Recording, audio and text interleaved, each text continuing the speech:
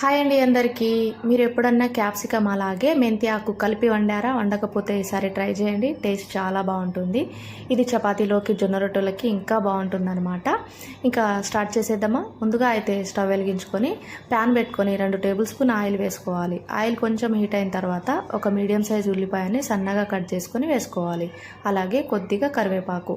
ఇక ఆనియన్స్ బాగా మంచిగా ఫ్రై అయిన తర్వాత ఇందులోకి చిన్నగా కట్ చేసుకున్న క్యాప్సికమ్ ముక్కలను అయితే వేసుకోవాలి. వేసుకున్న తర్వాత అది ఒక 5 నిమిషాలు బాగా మగ్గించుకోవాలి. తర్వాత ఇందులోకి కట్ చేసి పెట్టుకున్న మెంతి ఆకును కూడా వేసుకొని ఒక 5 నిమిషాలు ఇలా కలుపుతూ మగ్గించుకోవాలన్నమాట. తర్వాత ఇందులోకి ఇంకా అల్లం వెల్లుల్లి పేస్ట్, పసుపు వేసి పచ్చివాసన పోయే వరకు బాగా ఫ్రై చేసుకోవాలి. తర్వాత ఇందులోకి ఒక మీడియం సైజ్ టమాటాని చిన్నగా కట్ చేసుకొని వేసుకోవాలి. టమాటా ముక్కలు కూడా బాగా మగ్గిన తర్వాత ఇందులోకి మన టేస్ట్కి తగినట్టు మనం తినే కారాన్ని బట్టి ఇంకా ఉప్పు, కారం, ధనియా పౌడర్, గరం మసాలా వేయలేదండి, ధనియా పౌడర్ మాత్రమే వేశాను.